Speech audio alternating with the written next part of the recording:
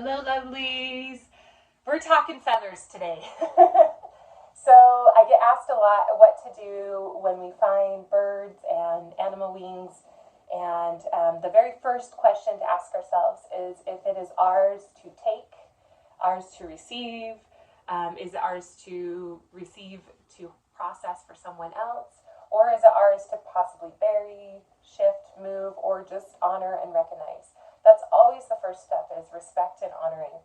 I also do recommend whenever you receive something from the land, whether it's a stick or a bird or a bone, to make sure that you're offering something back to the land. Tobacco is really a wonderful thing to offer. Sometimes I'll have herbs from along the way in my travels or my tea. And then sometimes I just sit and I drum and I beat my heart and I put my hands on the earth and I give my own heart essence. Whatever calls to you, but making sure that you're giving something back for when you're taking, because that creates that beautiful circle. So I'm going to walk you through how to process the wings specifically. So this one, for example, is a duck wing. And you can see it's all ready to go. My dear friend made this one for me. And then we have a big old turkey that I'm going to walk you through. And then I also am going to highlight, this one is a tail feather from a pheasant. So when we're working with the tails, you'll do it the same process you do for the wings. So just so you know, that is a possibility, but making sure that however you have it laid out to process is how it will stay.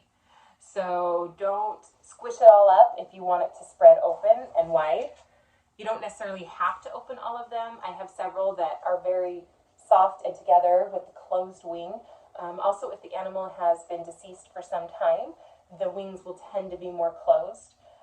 Or if they're like roadkill on the side of the highway, sometimes like the wings get all fanned out like they're waving at you. Not that that's ever happened to me.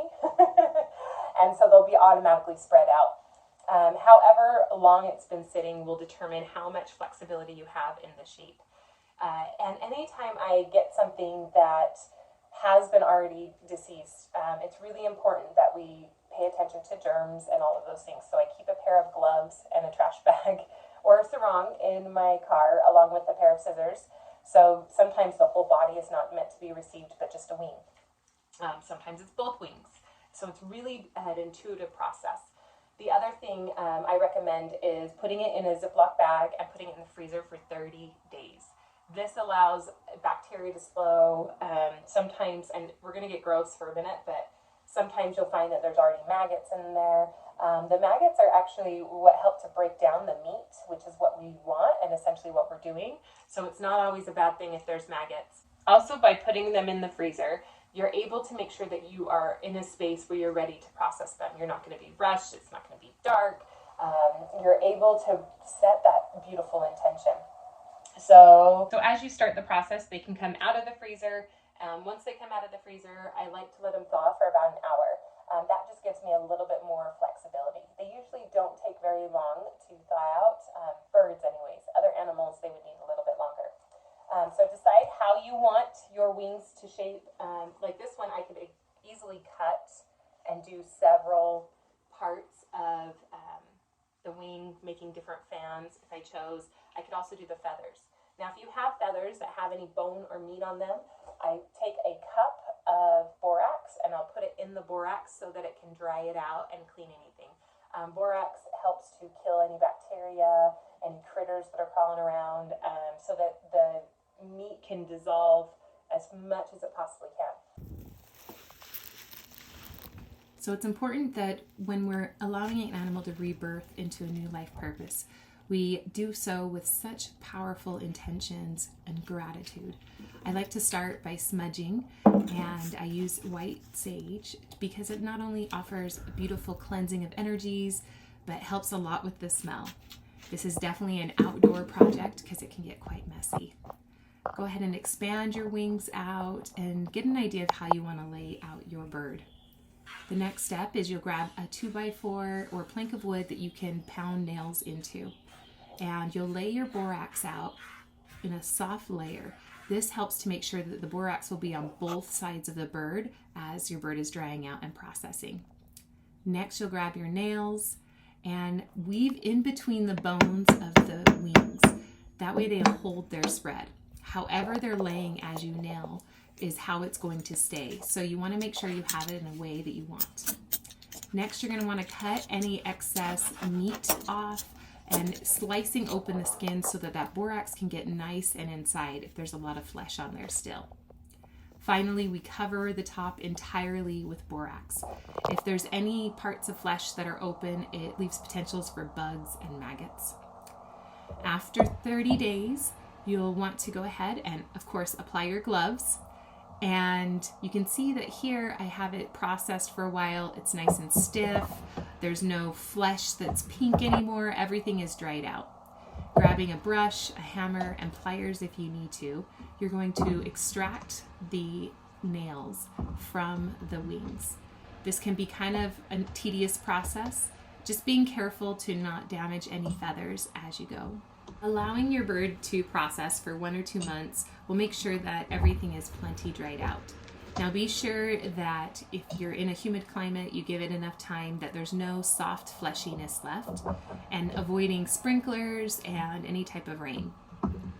Now you'll want a nice bristly brush, a hammer, and probably some pliers to help get those nails back out of the board. Go through pulling out the nails with delicacy, trying not to damage any feathers.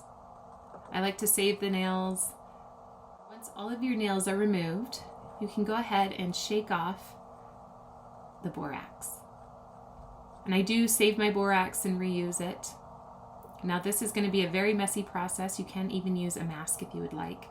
And then you're going to use your bristly brush or a toothbrush to get all of the powder off of the wings. It tends to go in all the little crevices, but we're going to really want to brush it off and smooth out the feathers to look the way we want them to.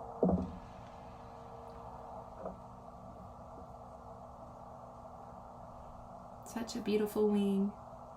Going inside, outside, flipping it over so that all those little fragments can dump their way out. Now, if you would like, you can add leather strips or straps to the bone part of the handle, because this can sometimes be exposed and make people cringe when they touch it.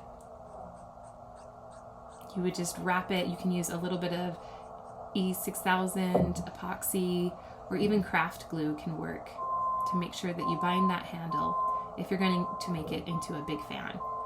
Now you can also just simply cut the feathers off and use them individually or in small pairs.